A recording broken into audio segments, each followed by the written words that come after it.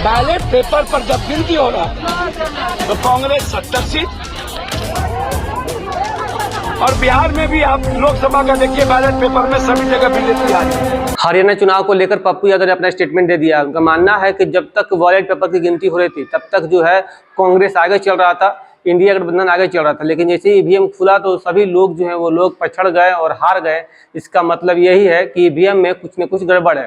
तो ये सुनते हैं पप्पू यादव किस प्रकार से अपनी बातों को रख रहे हैं। अब मुझे समझ में नहीं आती है।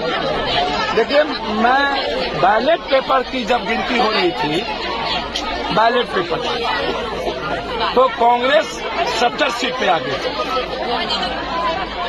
और बीजेपी 10 सीट पे। और जैसे ही मशीन खुला, ईवीएम खुला, बैलेट पेपर पर जब गिनती हो रहा तो कांग्रेस 70 सीट, और बिहार में भी आप लोकसभा का देखिए बैलेट पेपर में सभी जगह बीजेपी आ रही है। ईवीएम में कैसे वो जीत जाए? दूसरा, चुनाव आयोग ने अपने कोई अपडेट नहीं किया, भर दिन में कोई अपडेट नहीं किया, कोई अपडेट नहीं किया। हम विपक्ष से आग्रह करेंगे, अपने अहंकार को खत्म करिए, एक होकर के ईवीएम के खिलाफ लड़िए। और जिस तरीके से हरियाणा में जाटों का वोट बंटवारा ओम प्रकाश चौटाला, अभय और ST/SC का वोट का बंटवारा आम आदमी पार्टी और अन्य लोगों में हुआ, जिसका नतीजा मिला कि आज बीजेपी कुछ आंशिक चीजों से जीती। लेकिन इतने दिनों तक जम्मू कश्मीर, अगले बार अयोध्या में बीजेपी हारी थी और इस बार वैष्णो देवी में बीजेपी हारी, वहां कांग्रेस जीती।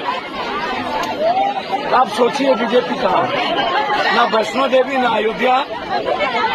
बीजेपी सिर्फ ईवीएम मशीन में है, वोट के बंटवारे में है और मैनिपुलेशन में है। तो क्या लगता है ईवीएम मशीन गड़बड़ था या फर्जरी? भैया, मैंने तो कहा बैलेट पेपर में 70, ईवीएम में कहाँ, देख लीजिए। और वोट का बंटवारा, विपक्ष का अहंकार जाता नहीं है और कांग्रेस को निर्णय लेने में देरी नहीं करने का मैं आग्रह करूंगा।